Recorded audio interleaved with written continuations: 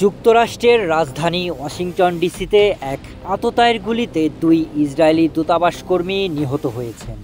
২১ মে বুধবার রাতে ওয়াশিংটন ডিসির ক্যাপিটাল জিউস মিউজিয়ামের বাইরে একটি অনুষ্ঠান চলাকালে এ ঘটনা ঘটে।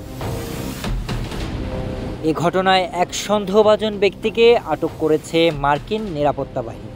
ওয়াশিংটন পুলিশের প্রধান পামেলা স্মিথ বলেন, অনুষ্ঠান শুরুর আগে জাদুঘরের বাইরে এক ব্যক্তি হাঁটাহাঁটি করছিলেন।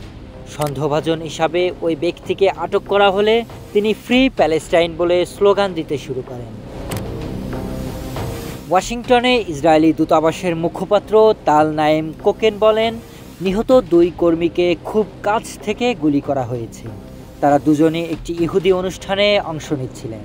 তবে ইসরায়েলি দূতাবাসের পক্ষ থেকে হামলাকারী, ভুক্তভোগী কিংবা হামলার উদ্দেশ্য সম্পর্কে তাৎক্ষণিকভাবে কোনো মন্তব্য করা হয়নি। এদিকে জাতিসংঘে নিযুক্ত ইসরায়েলের রাষ্ট্রদূত ড্যানি ড্যানন এ ঘটনাকে একটি হীন ও ইহুদি বিদ্বেষী সন্ত্রাসী হামলা বলে উল্লেখ করেছেন। Sharif Rahat, news desk, hello Bangla.